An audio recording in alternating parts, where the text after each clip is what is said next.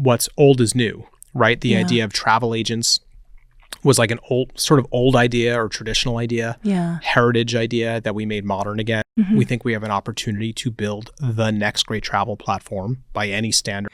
I'm Sujin, and this is Alchemy Social, a podcast about the magic of in-person experiences. Today, I'm sitting down with Evan Frank, a travel industry trailblazer. He's the co-founder of Fora, which empowers everyday entrepreneurs to plan unforgettable trips. I joined as an advisor and have loved it. He also built onefinestay, the luxury rental brand acquired by Accor for nearly $200 million. And he led Context Travel as CEO, known for their expert-led experiences around the world. Why would anyone use a travel agent as opposed to just booking themselves through all of the various online channels and now ChatGPT and all of AI? It's really difficult to trust your AI to choose your hotel. I mean, for me, this is like a superior travel experience for same or similar pricing. Like that's fundamentally, I think, the value to the consumer is you pay the same and you fundamentally get a much better experience.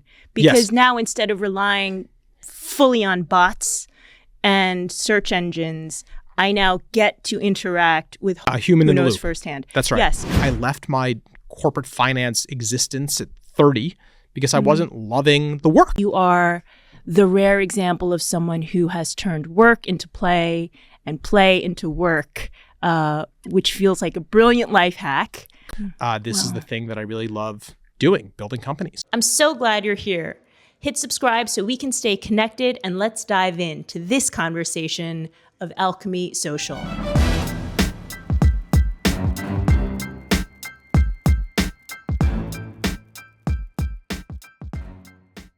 Evan Frank, I am so excited for our conversation because people dream, including myself, about traveling the world, about staying in exceptionally beautiful homes, about having immersive travel experiences in their free time.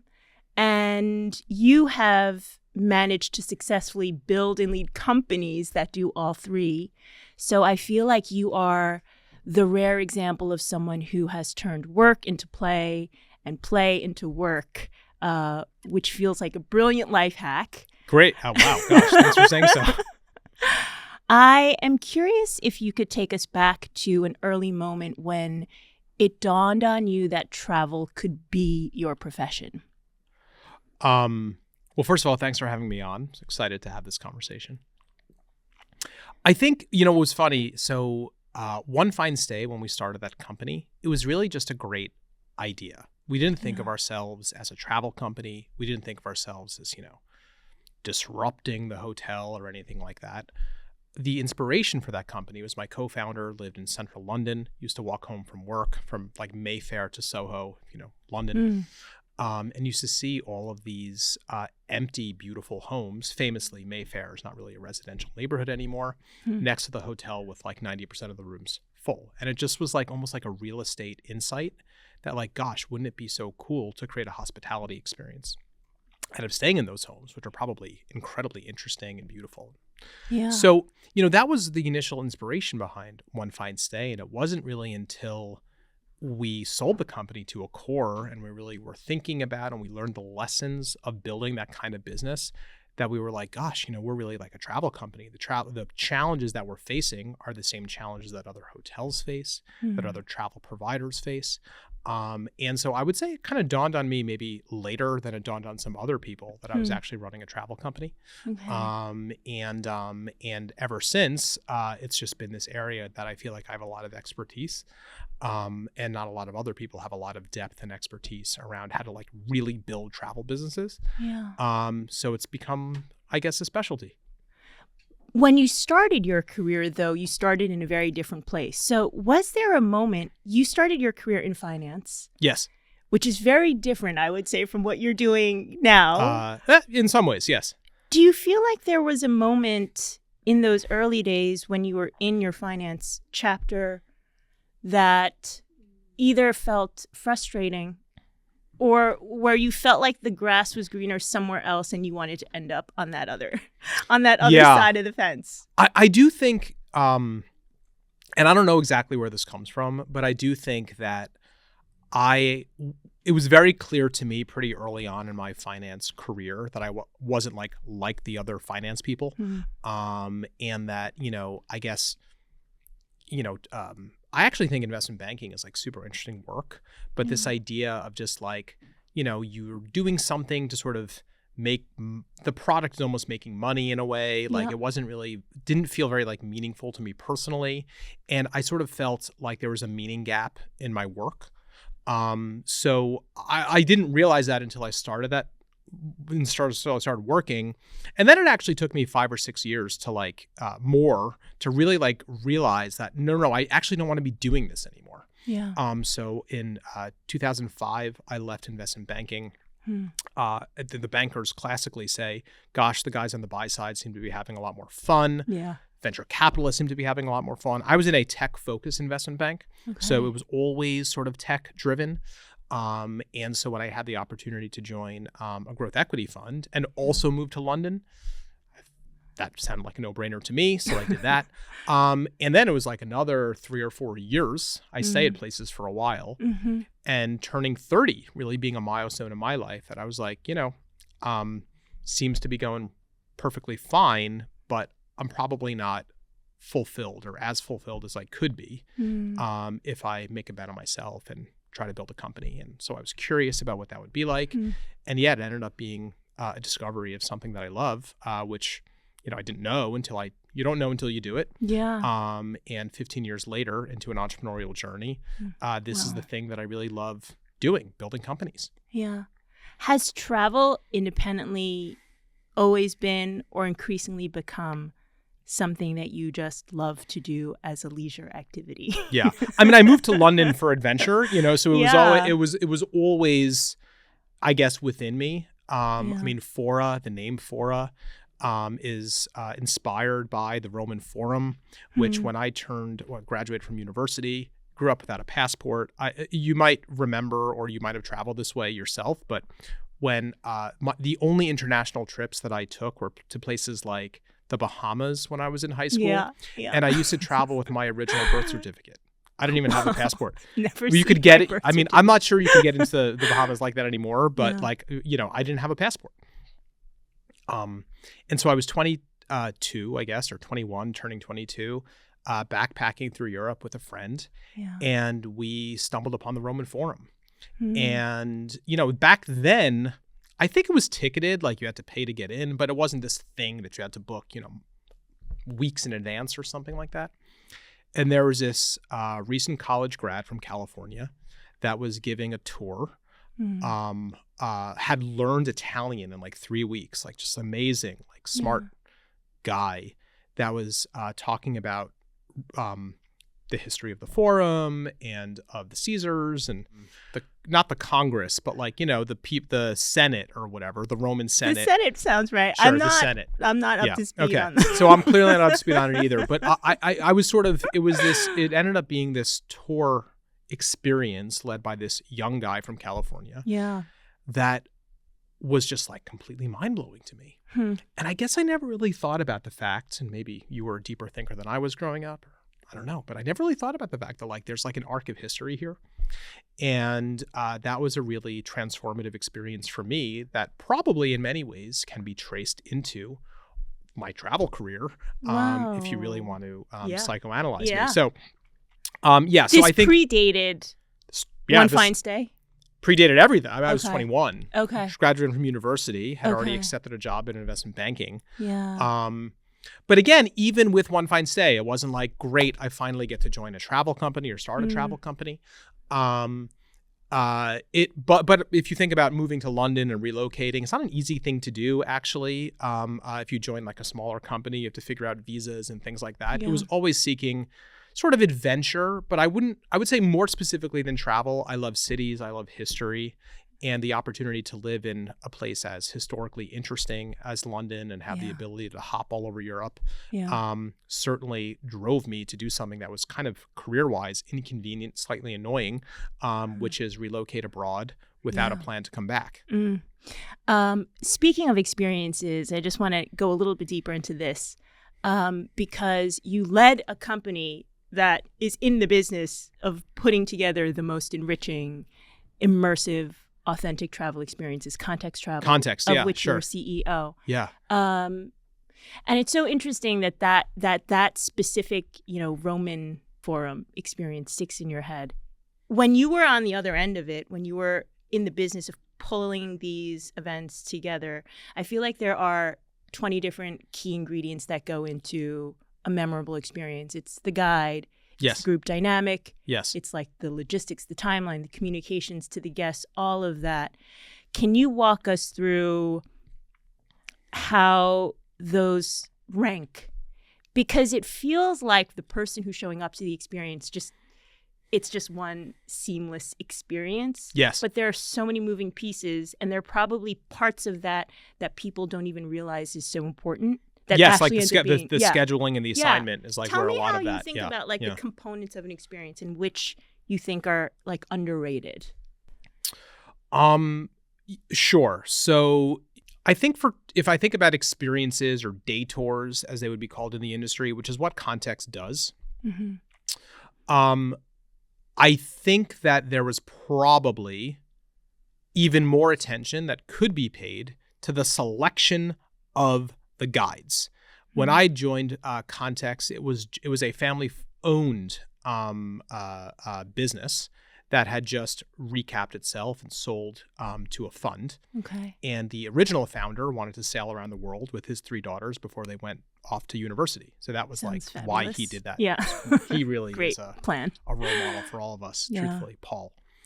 And so I stepped in as like, sort of the first hired CEO of that business. Yeah. And we used to call guides at that time docents, being a sort of a riff on museum guides. Museum guides are called docents. And, we did some surveying of customers, and they found that word to be a little bit confusing. Okay. But I think what was useful about that word is that it anchored to something different. It wasn't a guide. Anyone, or not anyone, but lots of people, carry a sign or umbrella or whatever, and like, lead a red flag and lead a big tour. Yeah. But we were doing something different, and we were doing something more special. And we did a lot of work trying to define exactly what that is. But, the essence of that brand was about culturally curious travelers being sort of toured around by culturally curious experts or guides. And so I think as much attention as you can pay to the selection of who's actually leading these experiences or tours, you could almost not spend too much time doing that. Because I've been on Context tours that completely blew my mind that I still think about today, like the way that you sometimes think about a formative experience that you've had in, other kind of contexts, or, what a mentor told you one time, just things that really stay with you. And I've had Context tours that have really stayed with me. And I've had Context tours that were forgettable. And I think the difference often is not the venue, although the venue is sometimes more exciting than other venues. It's the person who's leading the tour. And that special human element is like really, really hard to operationalize, because at the end of the day, it's who's leading the tour, and is that person able to connect with the traveler in a way that results in something that we can still think about 5 or 10 years later. What is that magic sauce, if you could try to capture it? Is it charisma? Is it a script? Is it I think it's energy?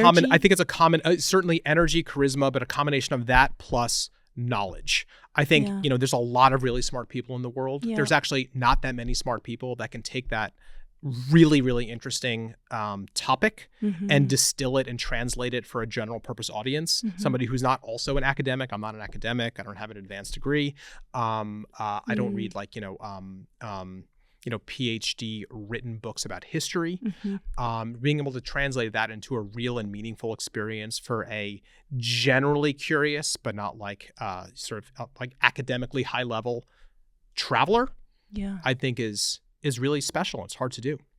Just digging a little deeper into a specific experience, do you think that the group dynamic changes the experience? Like, when you think about the more fun, memorable experiences that you had, or just generally that you have in your travels,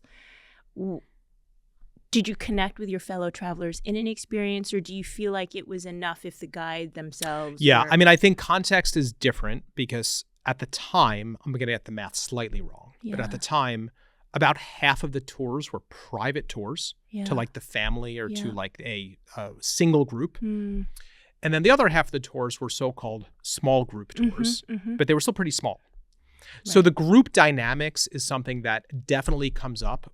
And I've heard other CEOs of like tour operator businesses talk about when you have 18 people or 30 people or 40 people on a group, how do you manage the dynamics? Yeah. I don't know that much about it because that wasn't exactly what our product was at Context. Yeah. And in our experience, the connection with the guide was really by far the most important indicator of a excellent customer experience. So moving forward, when I think about choosing an activity or an experience, what should I look out for to try to make more of my travel experiences on the memorable side, would you say? Is it dependent? Is it enough to identify a brand or a company I trust? I think that's your best bet. Yeah. I mean, I think it's fundamentally a human business. Yeah. I think it's quite hard to guarantee a perfect experience. Yeah. I would, on one hand, not assume that the company can make everything interesting or everything good. I would like go to where you're interested in, or where your interests lie, and then I would go to specific companies that like sort of seem to know what they're doing. And that gives you the best bet. It's never 100% guaranteed. What I would say is also thinking about the specific way you want to experience the venue and whether there's a sort of a different way to experience that venue matters a lot too. So I don't know exactly the latest with the Vatican, which is a very complicated venue. I have crazy stories from getting tickets to the Vatican and how that all worked because that's such a high traffic venue. Yeah. And Italy and Rome and Italy is always like changing the rules around ticketing and things like that. So you have to buy ticket blocks and it's quite hard. But I was in Venice a few years ago, and there is a after hours St. Mark's experience, which means, I mean, St. Mark's Cathedral has throngs of tourists during the day. Even if you have so-called skip the line tickets, it is just like a madhouse. Yeah. But you get to access that venue at night where there's only 200 people, let's say, in St. Mark's Cathedral. Amazing.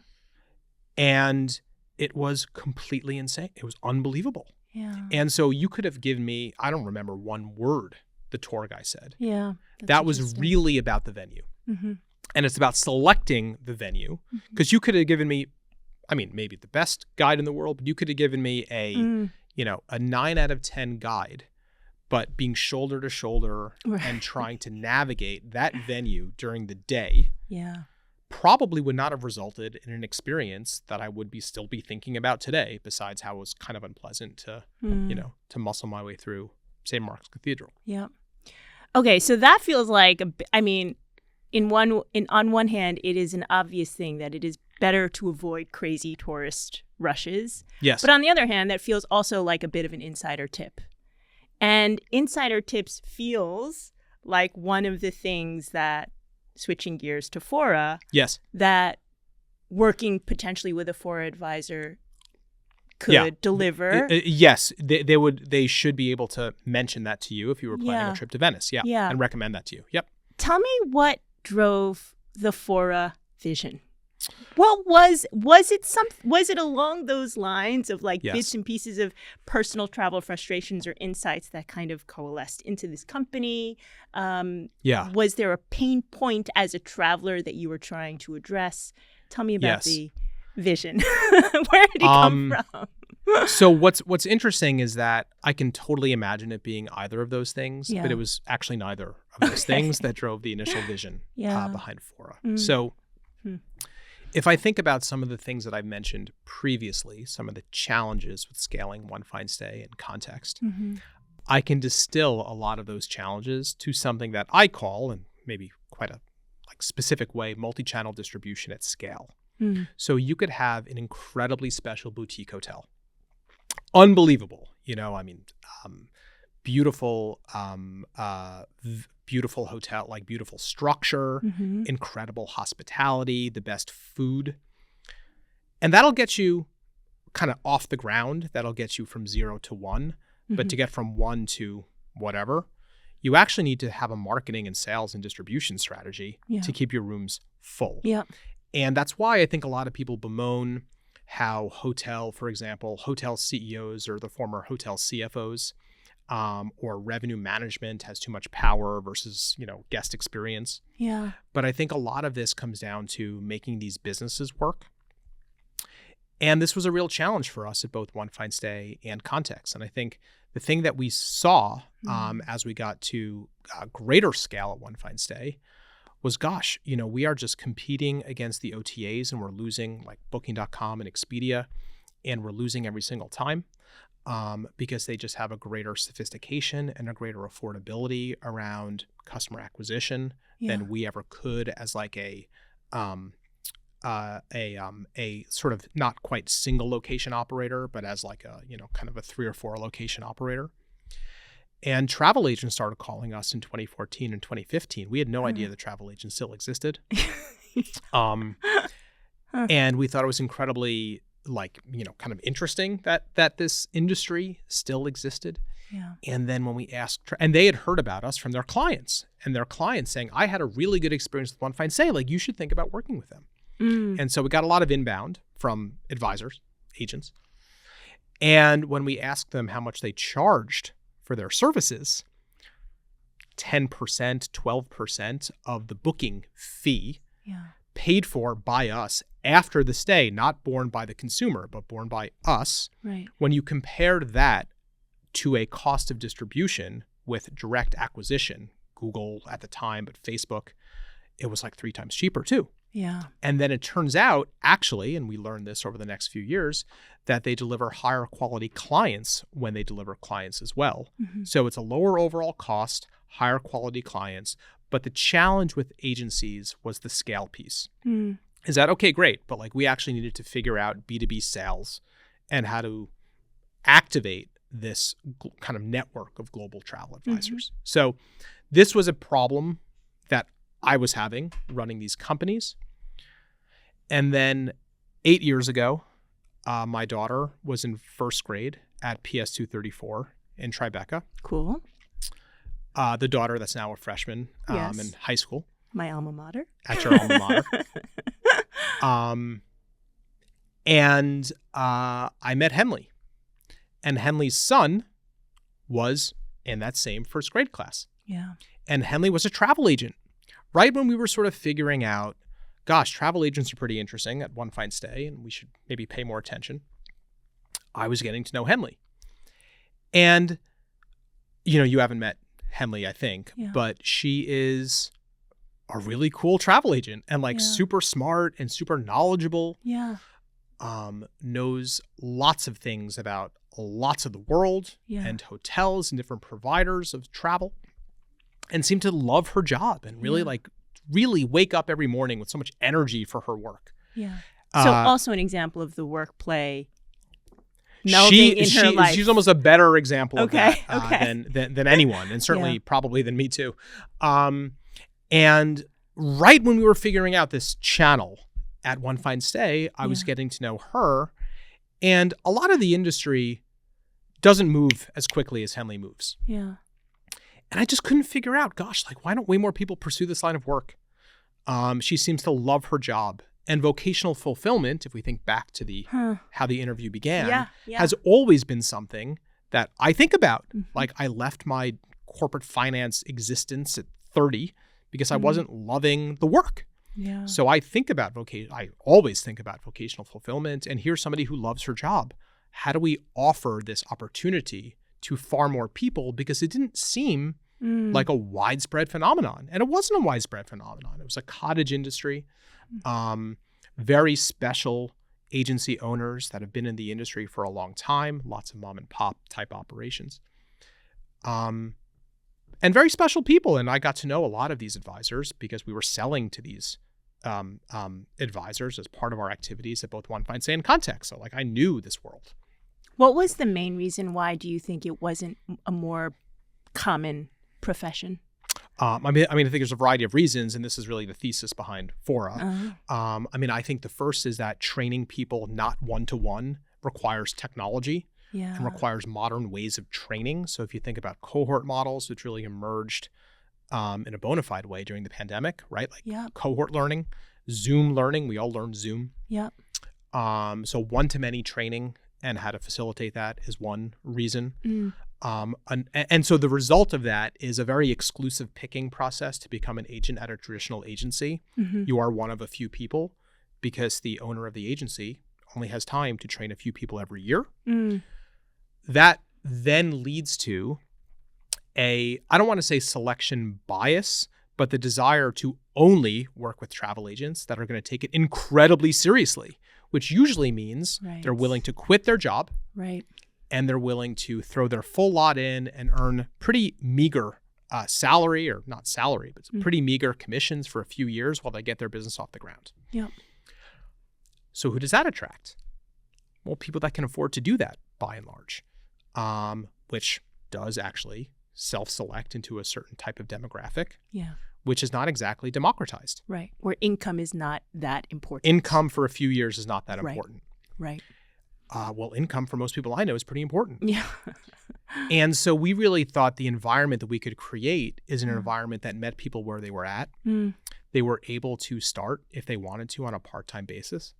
Some advisors of ours now do this on a very full-time basis. But you can start and you can try before you buy to really know if this is the entrepreneurial career for you, or whether maybe it isn't and maybe it stays really casual. And that's a really important part. So I think, training, selection, and also technology.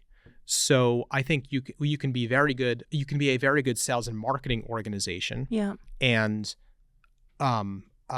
entice and acquire travel agents on your platform.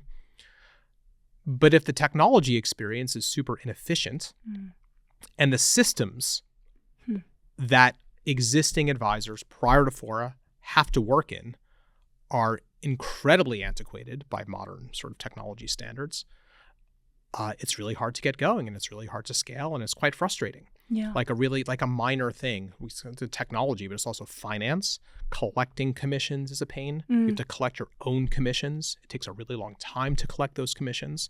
So this idea is sort of a business in a box that just allows anyone with that passion to pursue this as a career, whether that's a casual career or a whole new career switch, we thought was a really intriguing idea. And of course, we didn't know until we started what the appetite would be from people who we didn't already know. And so we had a landing page, and we bought some ads on Facebook, Meta. Just to test things out. Just to see if there was like broad appetite. Can we because if we can't access people that might want to pursue this line of work, we're kind of DOA, right? Like there's no business here. And we were really, really bowled over by the fact that the wait list became thousands of people. Before we ever really opened it up further and became much more of an e-commerce style sign-up experience, which is not quite e-commerce, but more e-commerce than it was in the beginning. And so, we really wanted to prove two things at the very beginning of Fora. And one was that we can find people that want to pursue this line of work in a fun, flexible kind of new way. And then the second dimension was that we can take a subset of those people and turn them into real travel agents, like from a scaling their book of business perspective, from how they approach the work and the seriousness by which they approach the work. We can turn them into a real modern travel advisor. And so that was actually the hypothesis that we raised our initial funding against, that we can prove those two things. And if we can prove those two things, we think we have a business here that we can go kind of pursue the next milestone against. In the early days before you even maybe fully launched, when you say you threw up a landing page, I suspect that a lot of just the early interest was asking someone, do you love to travel? And they would be like, yes. Fora is for people, is for lovers of travel, sign up. So that's kind of like the baseline. Well, I would just correct it slightly. Okay. Which is, it's easy to love travel. Yeah. But we all in our friend groups in our communities, Yeah. in our professional networks. Yeah. We all know these people, and we still don't have the perfect phrase, but it's basically the travel planner amongst friends. Yeah. Before you go to Paris, you reach out to them. Yes. They send you the Google Doc Yes. of the restaurants yeah, and the what- neighborhood to yeah, stay in. Totally. The initial phrase we used was this go-to person for travel tips. We actually, I think that was our first ad creative, which was, are you the go-to person for travel tips? Welcome home, or something like that. So it's not just enough to love travel. Yeah. You have to be that psychographic, like the sort of the travel planner amongst friends. Yeah. Which feels like it's just like in you. It's like part of your personality. I think it's like very a little bit identifiable. OCD or... Very identifiable. Yes, I think yes. when I speak to advisors today, they often still say that. They're like, well, I was the travel planner amongst my friends, and Yeah. I was never going to monetize it or turn Yeah. it into anything more than that until I came Yeah. across Fora. Yeah. They did it for fun. They did it for, they And love now it. they can do it either as a side hustle or eventually a full-time job. Or a career switch, yeah.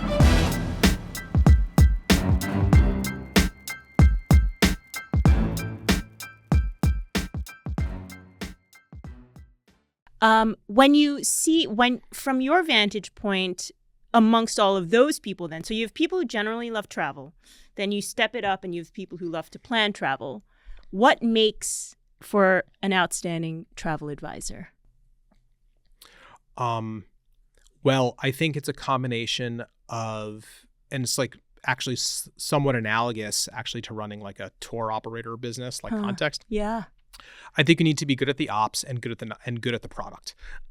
So the product is the expertise. It's actually being able to access current information that can make a trip really special, whether that's the hotel or the tour that will change that experience, per our Venice example, and being able to like source that and get it back to the client in a trusted way and in a transparent sort of fashion.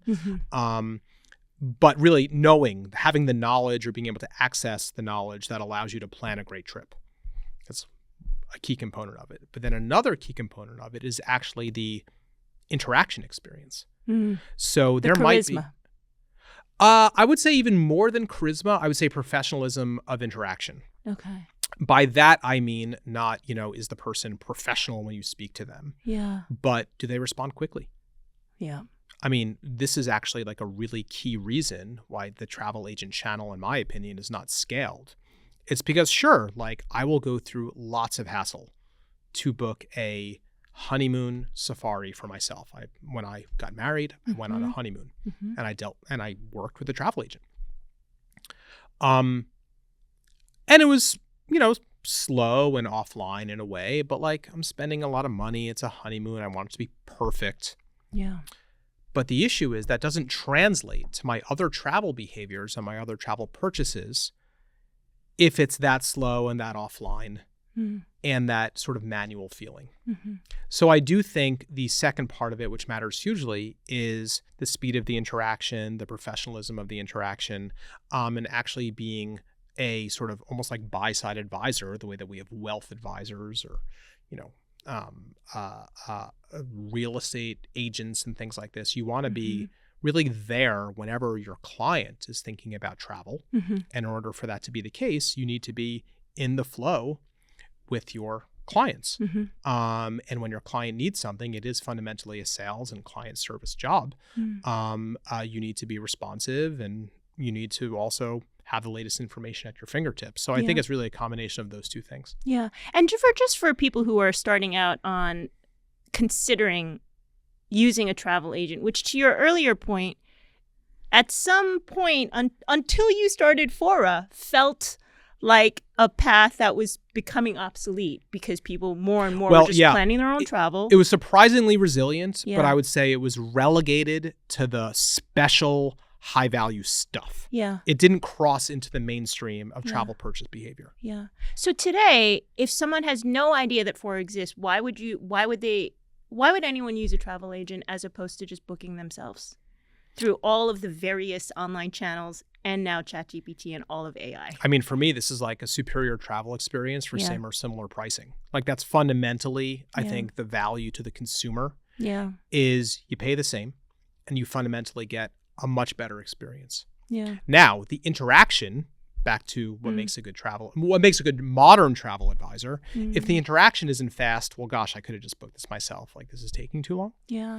But I do think the experience on the ground is always better with a travel agent. Always better. Yeah.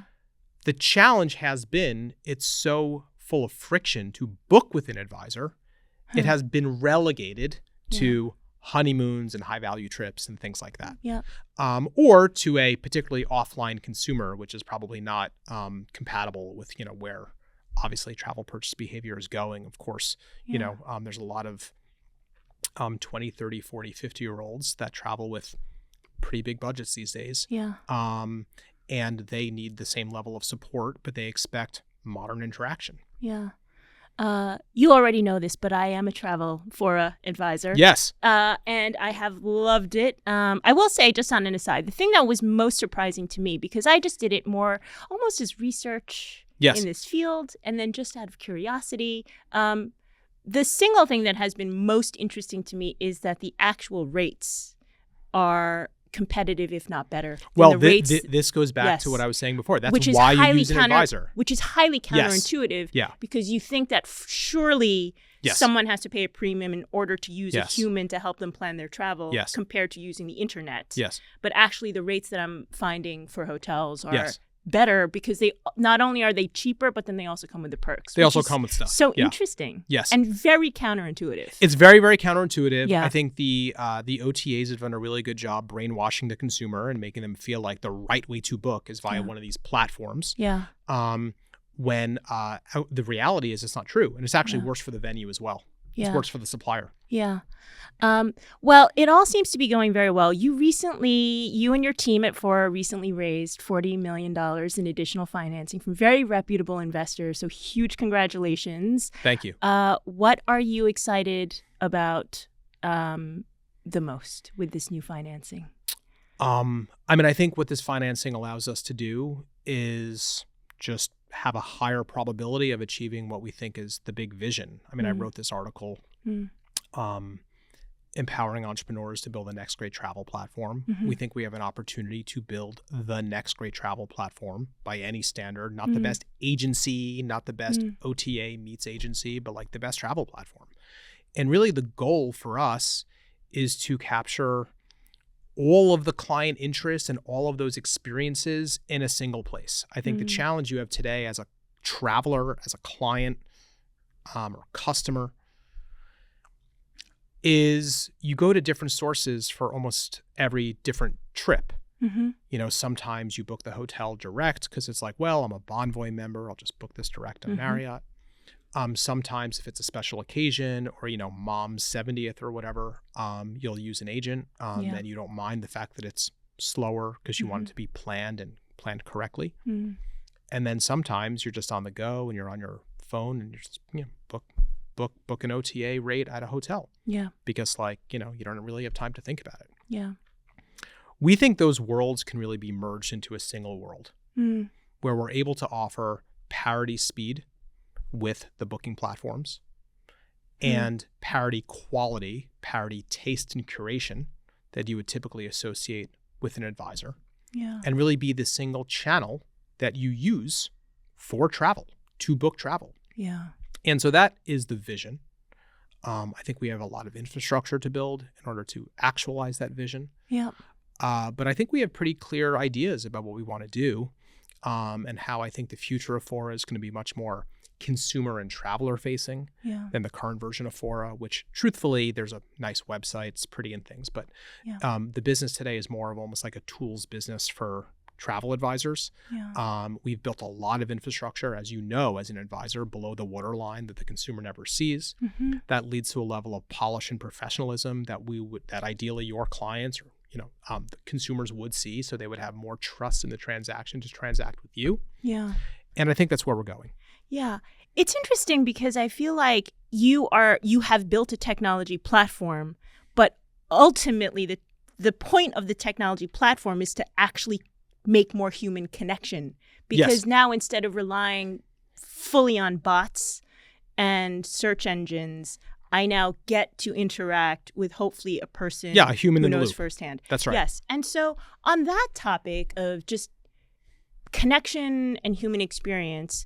I think that there are like a lot of layers that we can dive into, but just on the community of travel professionals that you're building at Fora, you call it a community. It is a community, yeah. Why do you use that word, and what does that mean to you in the context of Fora Advisors?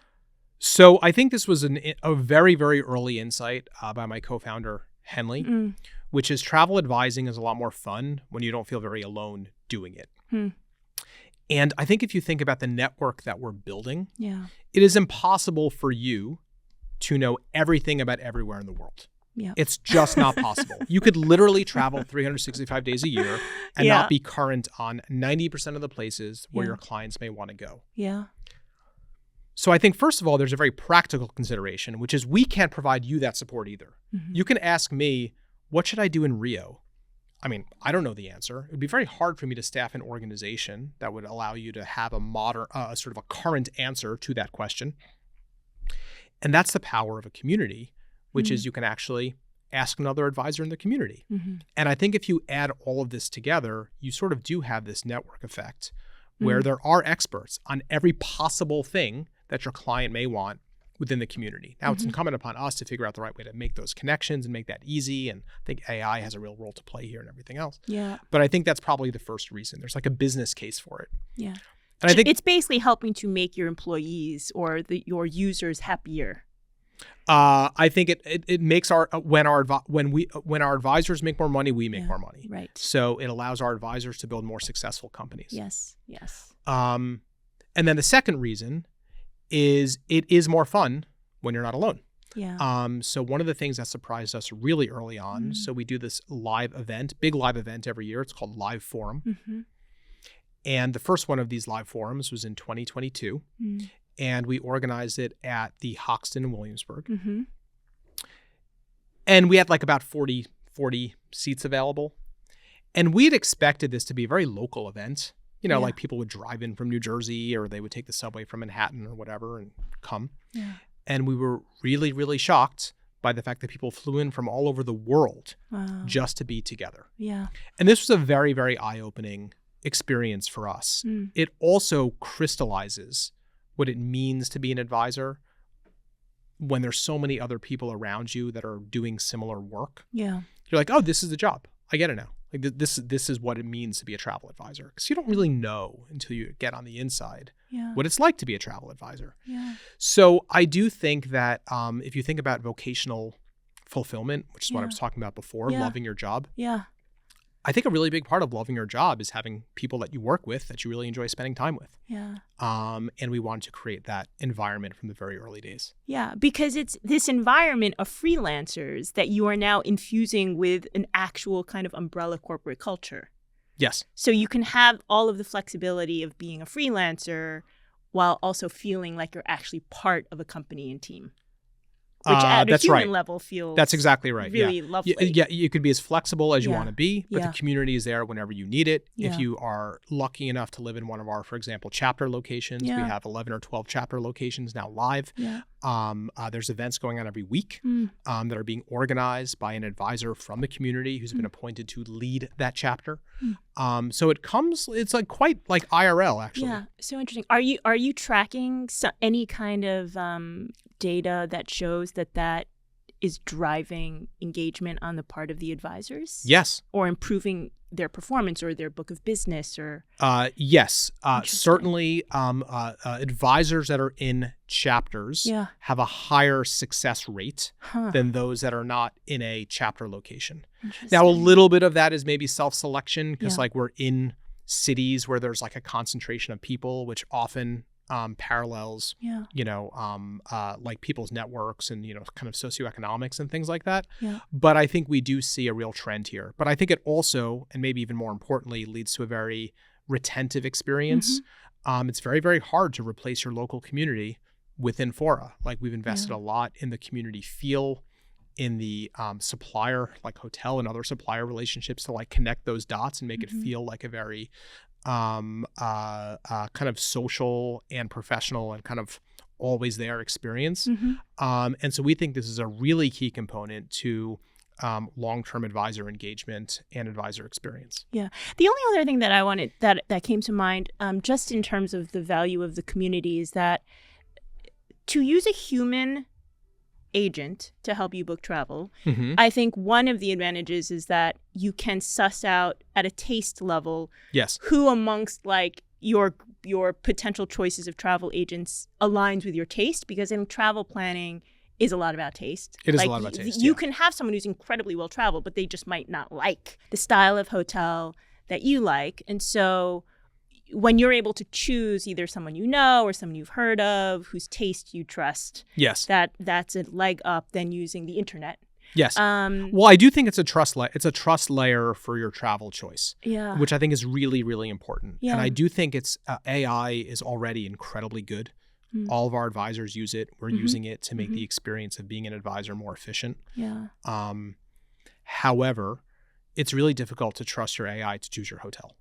And we think, or to choose your trip. And I think all of us have access to this information and these tools. Yeah. But I think running it through a curator. Yeah. I mean, these are like a live curator. Yes. A real person. In flesh. In the flesh. Yeah. A real expert, by the way. Not just a human, like not just an order taker. Yeah. Like a human that knows. Yeah. Is actually super high value and really important, because I don't really want to get that purchase wrong. Right. How many weeks away do I have per year with my family to try to create these memories or to hopefully create these memories? It's like, besides my mortgage, what I spend more money on than anything else. It's like high consideration purchase. Yeah. I want to get it right. Yeah. And on the point of community, it's interesting because then you would trust that the person that you're asking asks their peers whose taste they trust. So you kind of... That's right. It like... Yeah, if you don't know yourself, you know where to get the answer. Yeah. And it's pretty good. The answer is usually pretty good.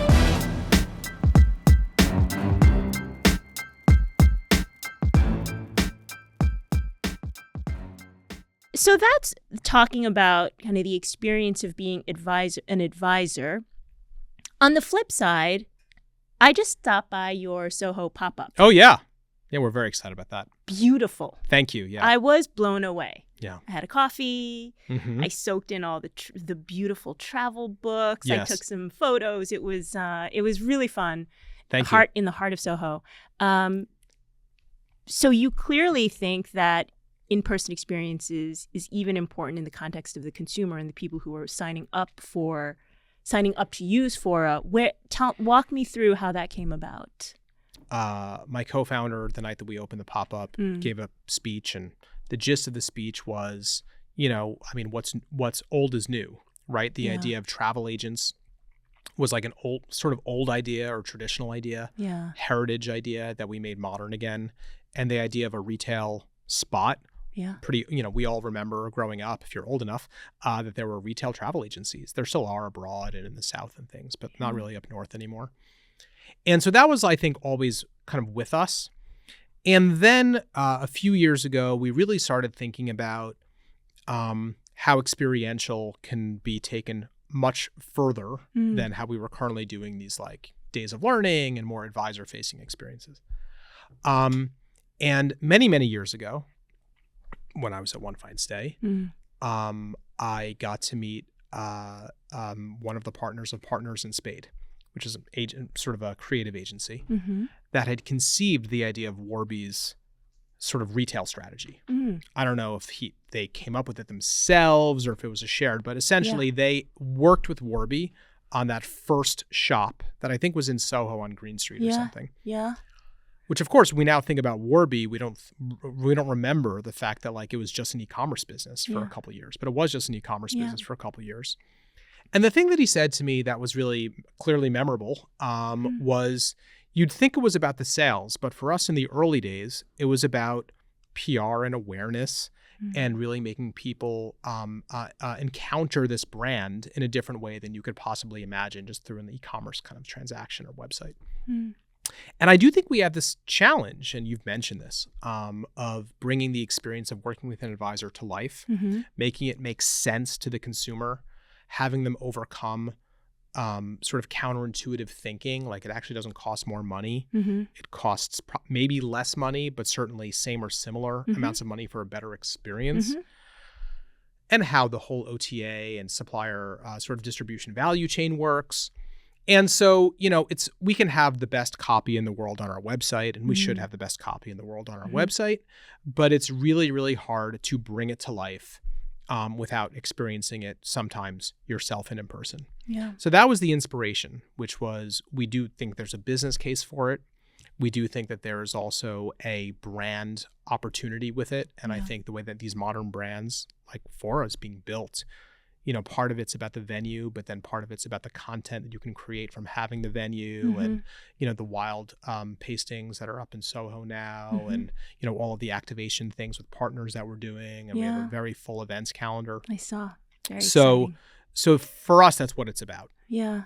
I mean, it tracks with everything that I'm personally feeling. I feel like with the overwhelming amount of online information, it's hard to sink your teeth into something until you're like in a physical space. Yes. That has shaped like how you're supposed to like feel, that like kind of informs like through colors and fonts and just like things that you can touch and like humans that you can interact with. Yes. Just like it makes it so much more real. And yes. It's interesting because I've been following your journey and now part of the community, and I feel like there was like a light that like switched even just walking into the store. Yeah, something to sink your teeth into, literally. I think that's a great way to say it. Yeah. I'm glad to hear that you had that experience. For us, it's on this continuum of whenever we've gotten advisors in the same room as even each other, magic seems to happen, and the crystallization of the experience just seems to sort of organically emerge. Yeah. And so this is kind of a big, I guess, expression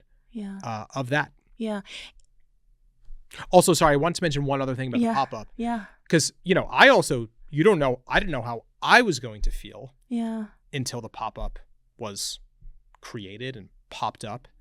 And one of the most interesting and I think special aspects of the pop-up to me is how it's staffed by our community, our advisors, who really seem to be loving being retail salespeople, which is the role that they're playing. Yeah. But not only that, back to the surprise of the first live forum that we did, they've flown in from all over the country for the opportunity to work at the shop. Oh, wow. So that's been a really, really special and surprising thing that I didn't realize until it opened, and I live just down the street. So, I've been in there quite a lot, and every few days there's a new cast of advisors that have shown up to run the shop, and it's incredibly special. Yeah. Do you think that this desire to be more within community, to have more in-person experiences, informs even the growth of travel? Because I feel like as an industry, every company that you started is doing something that feels ever more popular and resonant today even than it has been. And everyone's always loved to travel. Yes. Are you seeing that? A greater hunger for in-person experiences with great people in beautiful places? Well, certainly the data would suggest that this is not where consumers cut back anymore when there's financial pressure. Yeah. It is this mega trend of experiences over things or experiences versus things.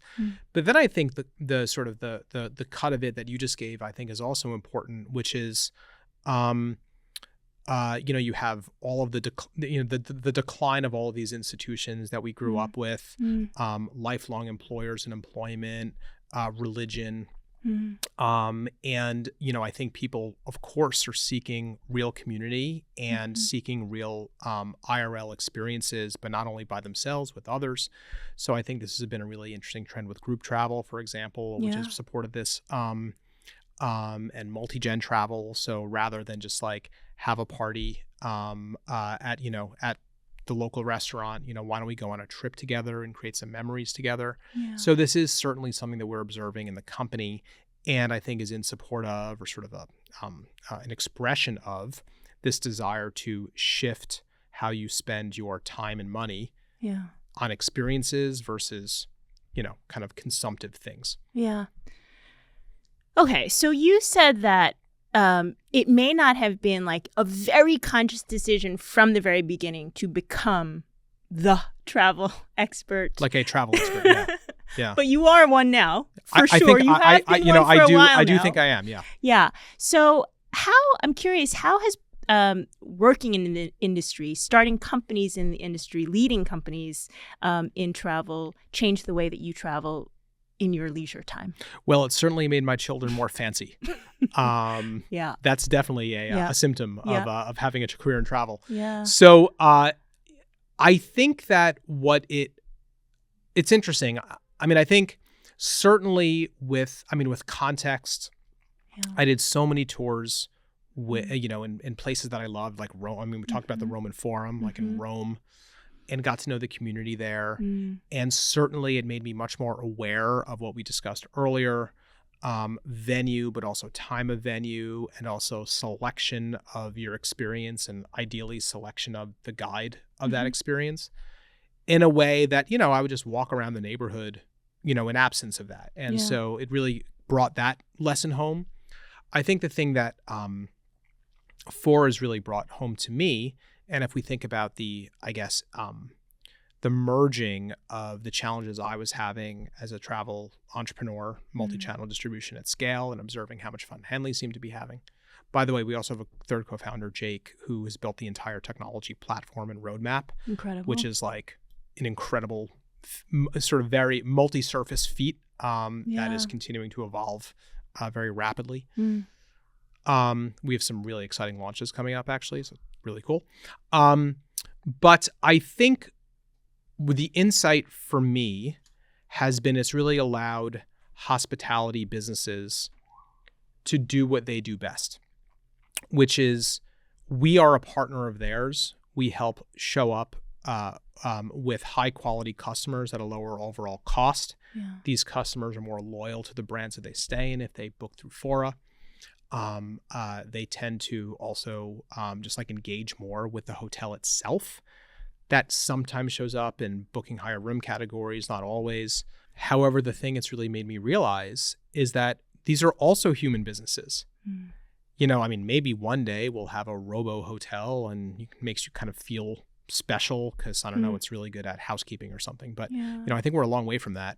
And I think fundamentally, I now stay when I travel with partners who I support, who the business supports, but who also in turn really care about making my experiences very special. And so it certainly has changed how I travel. And it's not as though if you don't have a really good travel advisor strategy, I'm not interested in experiencing your hotel. But I would say the converse is I choose now where I go based on who I know is going to care that I'm actually staying in that hotel in the first place. And I do think that is a new era of travel that we will be able to usher in. Yeah. I love that you say that because it is one of the drivers of even this podcast, because I feel like when I love to travel and I love all of the types of experiences that you've brought to life, beautiful stays, beautiful experiences. And for me, hearing the backstory of how and why a hotel came to be or why a restaurant is online makes going to that hotel or restaurant so much more meaningful. I mean, it's meaningful and special. Yeah, it has to be a beautiful. It's better if it's a beautiful place. Yeah, there's like table stakes requirements, but beyond that, it really is about the story and the people, the and, context, the provenance. Really. Okay, so I would love to get just some of your tips and tricks on travel planning and travel generally, on how to have the best travel experiences. Do you have a few recommendations for how to have a better trip? Well, I would certainly say select a really good advisor who you think gets your vibe. That's probably the number one tip. How to navigate that choice?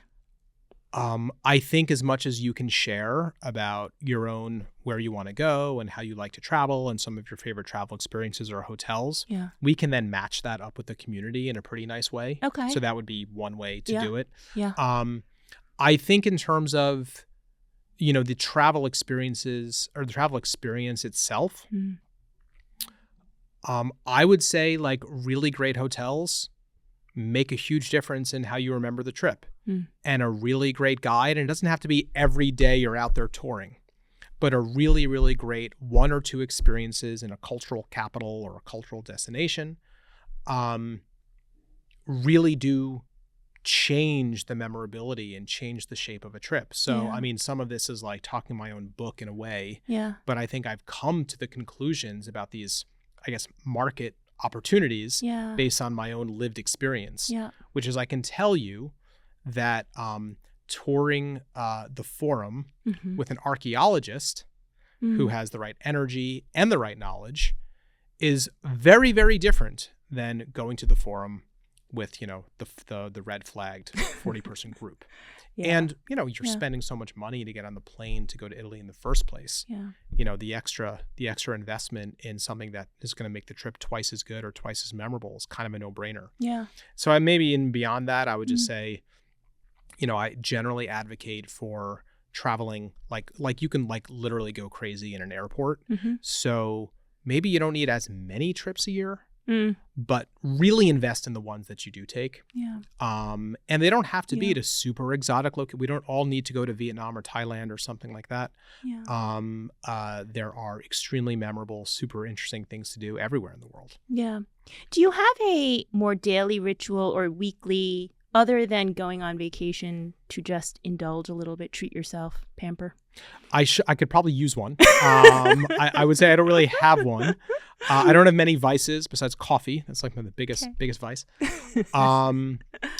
But I do really love reading, which sounds sort of, I don't know, maybe obvious in a way, but I actually don't think that's obvious. but I actually That's your but, number you know, one indulgence. I mean, I think, you know, there's nothing like being able to like read a book.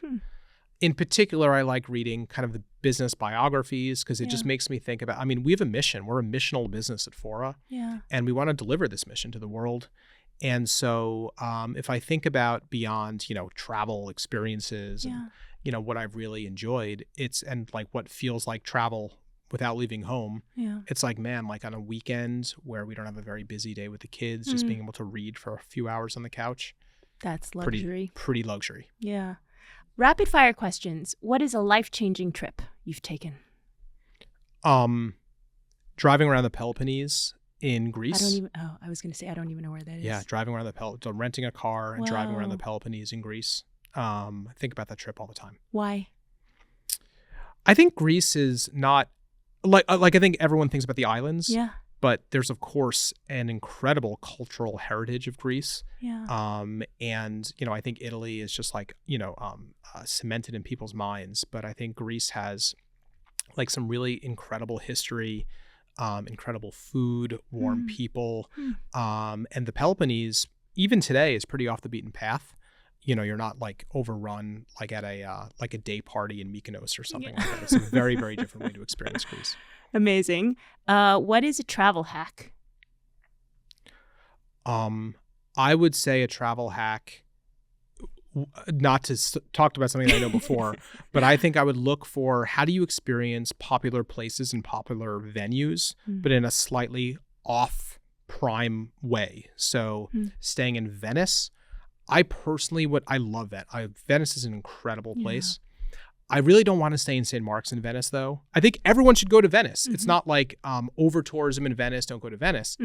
But we stayed at a hotel in Dosaduro, which is not the main island in Venice. It's 15 minutes, 20 minutes walking from St. Mark's, but not in St. Mark's. There was like no one there. Yeah. I mean, yes, there were tourists and things, but like it felt much more local. So I think it's like big venues, big destinations, but in a slightly less obvious way. Yeah. What is an upcoming trip you're excited about? So I actually am going back to Greece this summer. Oh, amazing. For the first time, this was pre-kids, Yeah. now with my kids, with my family, Okay. in August, and quite excited about that. Okay. What is your biggest travel pet peeve? What is the biggest pet peeve of things that happen while you're traveling? When you show up to a hotel and this happens, you get annoyed. Or at the airport. Yeah, I do think so. So for me, the biggest pet peeve probably in this category is poor communication around very like easy to understand things like your room is not going to be ready until after the check-in time. Because what you end up doing as a traveler is you're sitting in the lobby and you're like, you know, they're giving you a water or something like that to sort of buy the time. Yeah. But actually, you're just looking at the clock and you're not really enjoying any of that time. Whereas actually, if I knew, it's fine, like the room's not going to be ready for another hour. I understand how busy hotels can get during peak seasons and things. Yeah. No problem. I'm not going to freak out. But like, I would much rather know. Yeah. And I think sometimes there's this desire to hide that communication. Whereas I think transparency is always the best way, because then I don't have to like look at my watch and decide whether or not, the room is late. Yeah. Okay. A couple more. Airport guilty pleasure. Cliff bars. So healthy. Yeah. And so it's okay. Dream dinner guest or travel companion other than your family. I mean, is it weird to say Jeff Bezos? Like, I don't know. Like, I'd like to really hang out with him. Maybe on his yacht. I would take an invitation to the yacht. Exactly. And do you have a podcaster who inspires you? Not so much anymore. But I did learn a lot a long time ago, and really it sent me in the direction of a lot of interesting authors and other podcasts and things from the Tim Ferriss podcast 15 years ago. Yeah. He's one of the OGs. Cool. Anything that you want to mention that we haven't spoken about? No. Thank you very much for having me on. I hope I've Amazing. done a good job articulating the Fora story and some of the, some of my story as well. It's been fun. Yeah. Evan, thank you so much for being on the show. Thank you for having me. Travel is one of my greatest passions in life, and you have brought to life companies that I use as a consumer, companies that are now allowing me to freelance in the travel space as a travel planner.